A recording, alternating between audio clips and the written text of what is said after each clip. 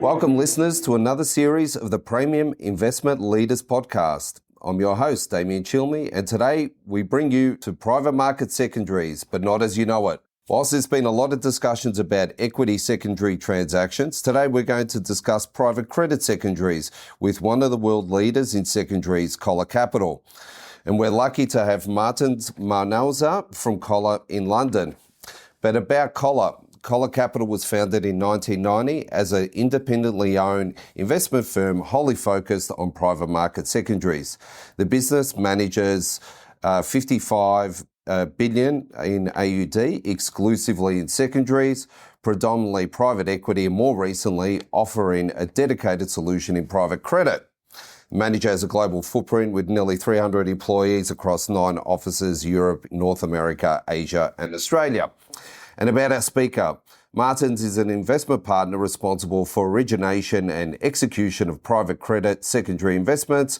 He's based in the firm's London office, and prior to joining Coller in 2010, he was a senior investor with Secondaries Capital and worked with Ernst & Young in the transaction advisory group. Welcome to the program, Martins, and welcome to Melbourne. Thank you, Damien. Good morning. Thank you for having me. Thank you. Great First to be time here. in Australia? No, the second actually. Yeah. But first business trip, and I'm loving every moment of it. Yeah, the weather's beautiful today here in Melbourne. It's been very nice. Yeah? It's stunning, and I mentioned to Dave earlier that I'm always very suspicious when I meet an Aussie person in London. Okay. Because I can't imagine why anyone would want to leave a country like this. It is. It's beautiful though. But London is a lot of good fun though, isn't it? We all have fun there. London is fun. London is fun. Yeah. All right. So we'll get into today. So as I said, we're going to talk about private credit secondaries. But first, I think that we probably should backstep a little and just kind of talk about secondary transactions in whole, and then we can delve into some specifics around private credit secondaries. So for the benefit of the listeners, can you talk about what is a private market secondaries transaction? Sure. So it's a very fundamental question, and I better have a simple answer to it. Otherwise, it might suggest that I don't properly understand the subject myself, which would be embarrassing after 15 years in the business. Sure. In secondaries, we provide liquidity to institutional investors on long-dated, private, illiquid assets of private equity, private debt, real assets. So that's the synopsis. But on the basis of a conceptual example, a superannuation fund makes an investment in a private credit fund managed by the Areses or Apollos or one of the other Greek gods. It's a closed-end drawdown fund. It has a 10-year life with potentially a couple of extensions at the discretion of the manager. So it's a proper long-term commitment. 5 years into the life of that fund, the superannuation, depending on the nature of the underlying assets, may or not have received back much of the cash. But 5 years in, the circumstances have changed for the superannuation. So in 9 out of 10 cases, it has nothing to do with the performance, the quality of the underlying assets. The underlying assets are doing what they're supposed to be doing in terms of return they're generating, in terms of the cash flow profile. But the idiosyncratic situation of the investor has changed. And it can be as benign as the chief investment officer was replaced and there was a revamp of strategy, and now they're looking to rotate out of let's say, private credit into bonds, for example. Or it could be more consequential. If you're an insurance company, the regulatory framework might have changed and the liquid assets are weighing heavily on your balance sheet, and so you're seeking early liquidity. There's no redemption mechanic in the fund that you own as a superannuation. And the only way for you to monetize the interest is to call someone like Coller Capital. And we're going to bid on it. And most of the times at a discount. Sure. No, thank you for that. And so essentially what we've got is a scenario where people need to go and find their own buyer because there's no exchange, there's no other liquidity elements out of it, private trading between two parties on that there. So that's a good bit. We've heard private equity secondary strategies have been quite popular here in Australia in the last 12 months or so.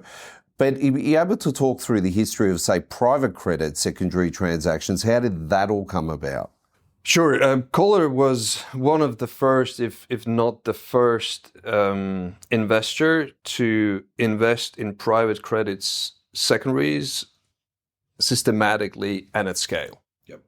And we started around the time of the global financial crisis. And the way we got onto the idea was that by then, Coller Capital had been in the business for 20 years, but investing in equity.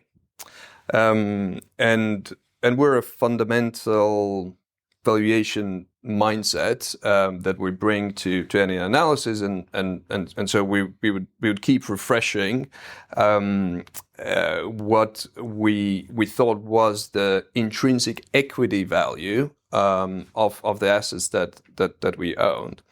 And generally the conclusion was that despite the market volatility at the time, that there across the board in private equity, it was money good. It's just going to take time. And so by definition, if the equity is worth something, then the debt is covered. But when we looked at where the leveraged loans, so the financing outstanding to the borrowers where we own the equity, at what levels the leveraged loans were trading, it was steep double-digit discounts. And so that was the epiphany moment for us to say, okay, this looks like a very attractive relative and absolute risk for us to buy at the time. And so we loaded up the truck and made 60% annualized return on the first investment and never looked back. Wow, that's very interesting. So that's the start for us. Yeah, and I'll take your point there that if the equity's covered, the debt will be covered. So that's the idea. Yeah, it's a very valid point there, and I suppose you get a good lens looking at it through the equity side, and then to provide you with comfort on the credit. So you talked about at that point in time, you're already like 20 years of experience in private equity transactions, now 30 years in total. And, now you've got a dedicated program related to private credit secondary transactions, but it's a newer strategy in a sense. So what were your kind of learnings about being very active in the private equity secondary market, about embarking now on credit, that you had that experience? What things do you think are going to occur in the credit side that you observed on the equity side?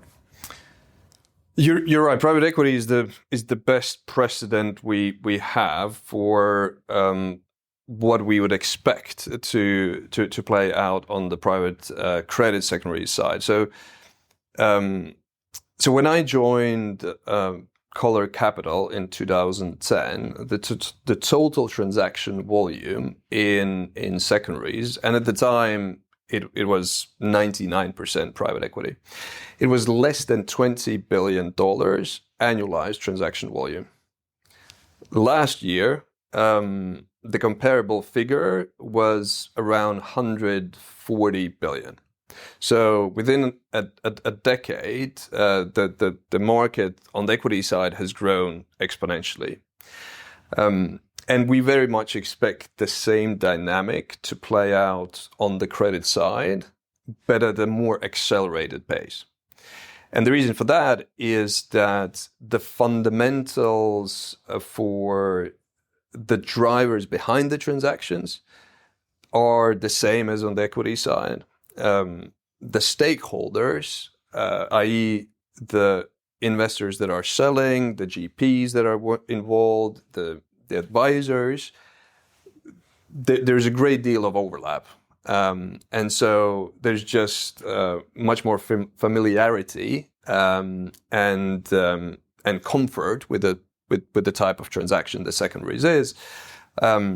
And so on that basis, as biased as you would expect us to be, but we are super bullish about the growth prospects in private credit secondaries, albeit from a relatively standing start, but we've been growing at 30-40% annualized rates. My personal view is that by 2030, the private credit secondaries market should be the same size as the private equity secondaries market. Wow. And so when we stand here today and just using, a couple of reference points about, a product issuance here in Australia, I would say it's probably 10-1 in terms of private equity secondary strategies compared to credit. So we're expecting a big catch up there. So very interesting. And would it be fair to say that a properly functioning secondary market, it provides greater resilience and confidence to private markets themselves and primary markets to grow?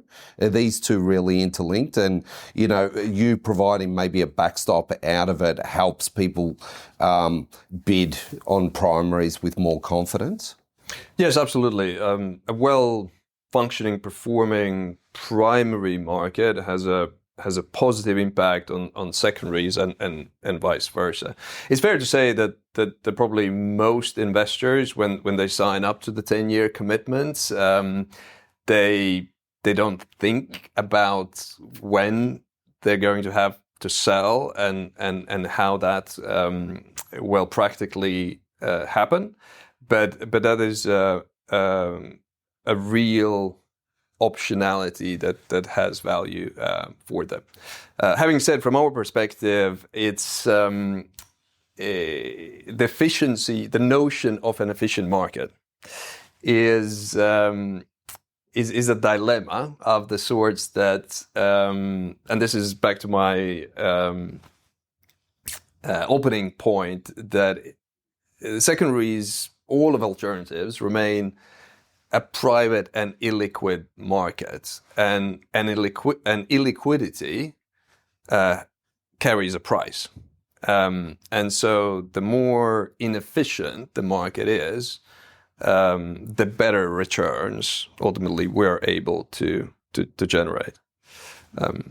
So now talking about the typical participants and their motivations, let's get into typical transactions. You made reference at the start to, an Australian super fund, for an example, making an asset allocation change as one of your examples. But can you talk through maybe some of the other participants in there, maybe some of these vendors? Sure. On that side specifically? It's the law of large numbers by now. The private credit primary market has grown from a few $100 billion a decade ago to a few trillion today. And it's generally performed well, and that's a positive backdrop for secondaries. But it also means that literally thousands of investors have invested in this asset class by now. And it's a wide range from very small family offices to some of the world's largest sovereign wealth funds. And they would have invested for different reasons and ultimately also might seek liquidity early for different reasons. But projecting the market from here, there's definitely the organic growth that we would expect to continue to drive the market. Private credit probably was one of the bright spots in the last few years in terms of fundraising, to the point you could argue that there's too much capital that's been raised in private credit. But again, on the secondary side, that's good news. So it's just a matter of time when there will be sellers for those positions. But also importantly, there is a structural growth element to it. So again, when we look at the private equity secondaries as the best precedent, the historic churn volume, i.e. the secondary volume relative to the primary capital outstanding, it's fluctuated, but it's been around the 2% mark. On the private credit side, that same percentage is well inside 1%. Okay. So at the moment, there isn't enough dedicated capital that could fully cover the 1 year expected transaction volume in private credit secondaries. So we're constantly on a treadmill. We're not getting off it. Like we need to continue raising the capital to be able to service the pipeline that we're seeing. So we're long on the opportunity. We're short on the capital. Yeah, fair enough. And so you would expect probably more people to come into the market as a result of that, more competitors? Definitely, yes. But at this point, we welcome competition, as counterintuitive as it might sound. Because you're saying that there's a lot of activity. There's a lot going on, and it's a self-reinforcing cycle. So the more credible, systemic, at scale participants on the buy side there are, the more supply we're going to see. So as a case in point, there are large US state pension funds that hold gigantic private credit portfolios. And we're now starting to see them come to market. As historically on the equity side, they've been one of the most active participants in the secondary market in terms of tactically managing their exposures. But for a long time, rightfully, they weren't sure how deep the market is and how constructive the market is going to be if there's a larger transaction. And last year we saw for the first time a 4.5 billion single private credit portfolio that came to the market, and that was constructively absorbed by the buy side. So the market is in an equilibrium of sorts that just about works for the buyers and the sellers. There will be new entrants, especially on the private credit manager side, i.e. the institutions that do have a primary private credit business. I think a lot of those institutions are attracted by the relative value of what they're seeing. So they have their own funds and they're underwriting new assets at 98 cents on a dollar. And then they're looking at the secondaries world where Coller Capital is buying very similar assets at 85 or 90 cents. I'm sure they'd prefer to be in your seat. They're really intrigued by it. But I think it will inevitably, we'll see some institutions that make a proper long-term commitment to the strategy and are successful, and others that will remain opportunistic. And finally, there will be attempts that fail inevitably. Yeah, fair enough. And so let's talk about some of the motivation for a transaction as well. I mean, we talked about, just a rebalancing at the start, but we haven't talked about GPs as well and their activity, to motivate a transaction, or some of the other factors that, like what happens on a deal, what is a motivation for some of these things to come to your desk? Yeah. Let me give you maybe a couple of examples. Sure. Perhaps one on what's called the LP led, i.e. where the superannuation fund is selling a fund interest, and then what would be called the GP led, i.e. where the manager is proactively organizing a wholesale liquidity for the existing investors. I'm going to give you a scoop. It's not in the press yet, but we're closing on a transaction. No names. End of next week. We won't tell anyone. Don't tell anyone. No. It's a very large portfolio of fund interests. So there are 40 funds in the portfolio across about 20 different managers, more than 3,000 loans on a look-through basis, more than 1,500 unique borrowers. So incredibly diversified, all senior direct lending, almost exclusively North American exposure, well-performing, marked around 98 cents, cash yielding. The perfect portfolio for what is the core of our strategy. The seller is a U.S. insurance company that went through a merger a couple of years ago.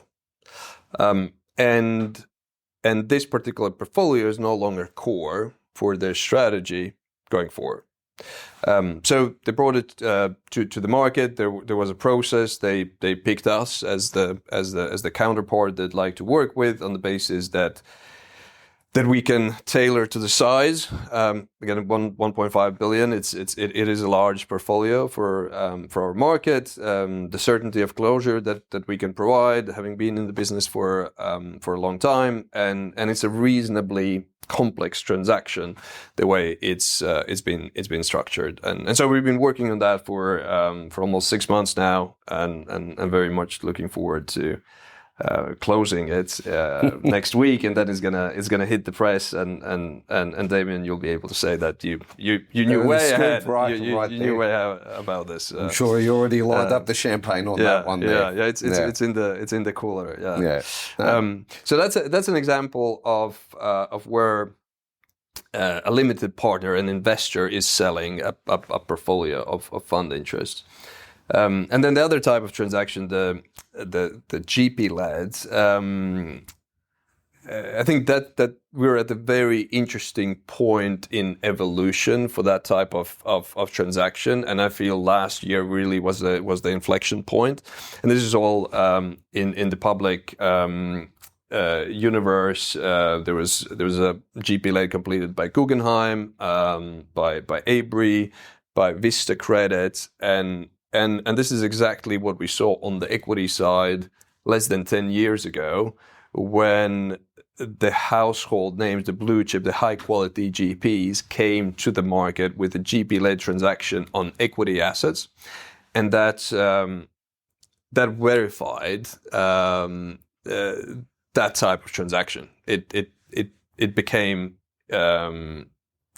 acceptable for other GPs, for the LPs, etc. And so I believe that's what we've gone through now on the credit side. And as we look at the pipeline now for this year, there are 4 live transactions in the range from 500 million to 1.5 billion with blue chip GPs that we're working on, and the motivations vary from resetting the economics. Maybe there's been a change of team, and the GP needs to re-incentivize the team.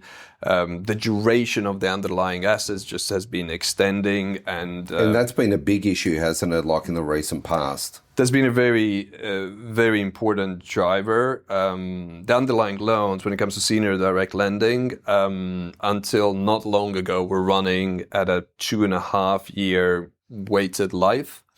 Today, who knows where it's going to settle, but it's probably closer to 4 years. But as a reminder, we don't trade in loans, and the investors who are selling, they don't hold loans. They own fund interests, and the fund interests are 10-year. And if the underlying assets in those funds get extended, then the weighted average life of the funds gets pushed back, and there's much more structuring going on. The fund terms are longer, etc. So you're probably looking at 7 to 8 years weighted average life of a fund, and that's the asset you own and potentially looking to sell. So the duration has been a very important driver, both for GP leds, but also the LP led transactions.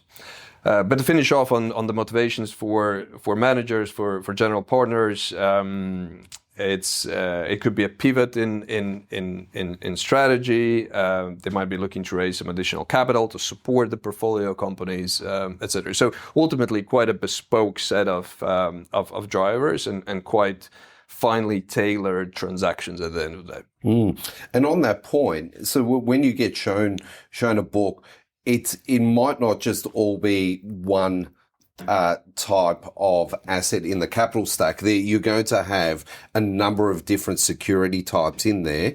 So how do you pick through, various forms of seniority across equity and credit, and then, work through that and then, I suppose, pick them apart into your various strategies? Sure. So we're a fundamental underwriting mindset, sort of bottoms up.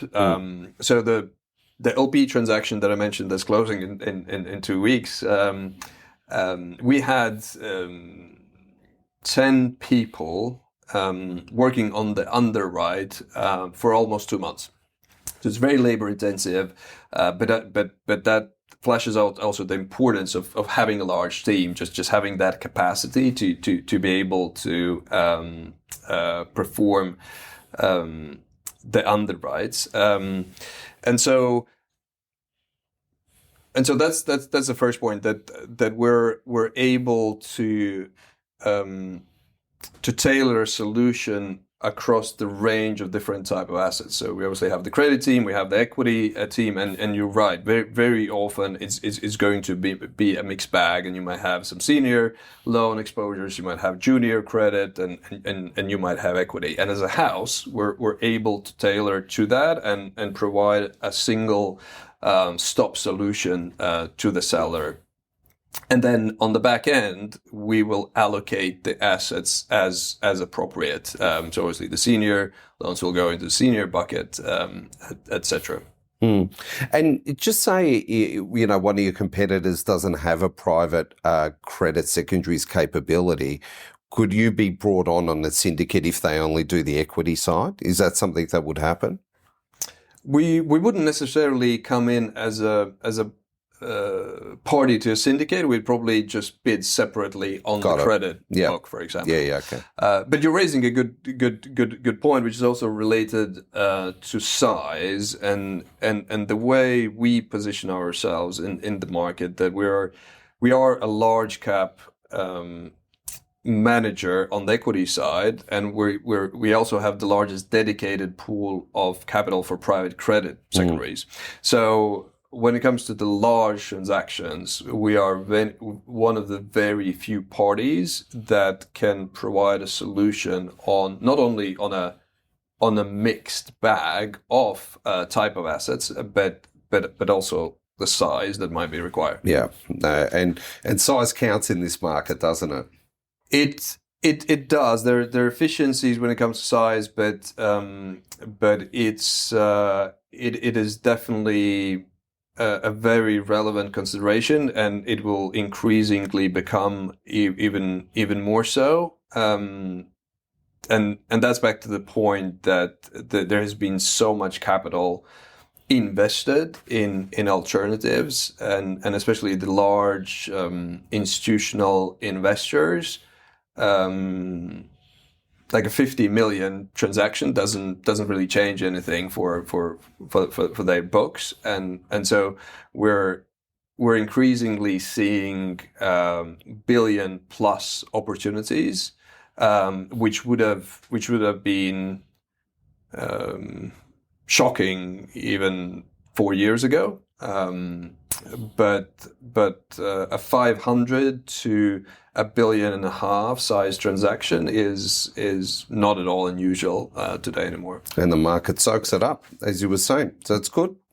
Yeah. So talking just I suppose on, some of the numbers around, vis-a-vis performance and trade prices, etc. I suppose one of the criticisms that have come out there that secondary discounts will get eroded away over time as you get more market participants and people price more efficiently, etc. So do you think that there's any evidence of that? It's interesting that we've been asked that question for 30 years, really, since Jeremy founded the firm. Is the discount going away? When is this going away? Because the market is becoming more efficient, and the truthful answer is that that it has not gone away in 30 years, nor should it. There are obviously fluctuations depending on the market cycle, depending on a specific opportunity. The price is going to move up and down within a range over a prolonged period of time. But fundamentally, what's unchanged is that there needs to be a premium in returns for the illiquid nature of the assets. Yep. So we're buying a longer duration asset, and we need to be compensated for that. But oftentimes, what's not necessarily obvious is that selling at a discount does not mean a loss for the seller. Because the seller, and again, hypothetically, a superannuation fund, they would have held the asset for 3, 4, or 5 years. So in terms of the money multiple, they might be they might have recorded 1.2 times money multiple already as it stands today.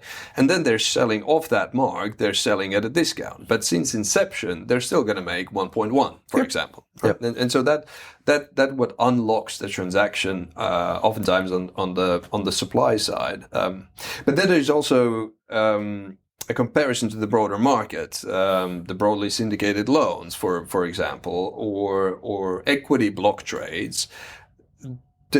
There's a very significant portion of the public market that consistently trades at a discount. Yeah, and you're so right, the with notion, blocks. Yeah, the notion of a discount is not unusual.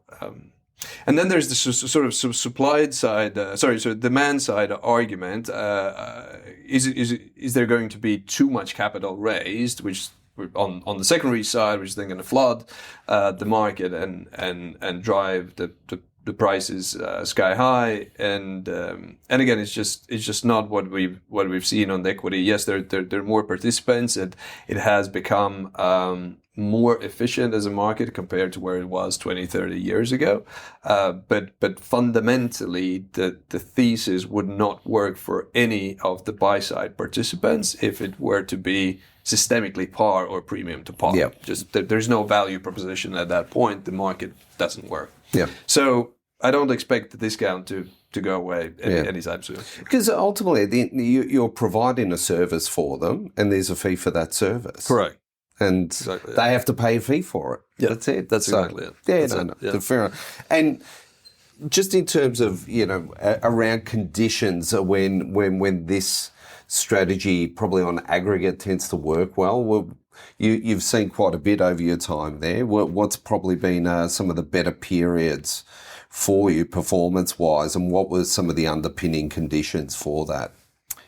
Private credit secondaries is not a momentum strategy. It is a sleep well at night through the cycle strategy.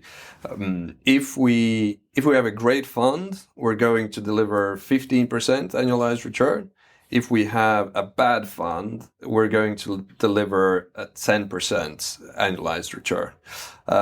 We don't make timing bets. We don't make contrarian industry bets. Diversification is the ultimate characteristic of the strategy. It's meant to be boring. It's meant to be consistent. It what typically sits in the core of any institutional or private portfolio. So this is the strategy that you should never have to worry about at all. And paraphrasing Jeremy Coller, secondaries is a wealth preservation strategy. It's not a wealth creation strategy. And how does he? Well, how did he validate that there? Because I suppose that's across both equity and credit as Correct. well too. So could you explain how he came to that conclusion? Let's say with the equity mindset. Let's say it's the consistency of returns. It's the low volatility of returns. So it's both equity and credit are constructed with protection of downside in mind. Yep. So if if you want to shoot for the stars, you're going to have to go and do something in venture capital, Yep. or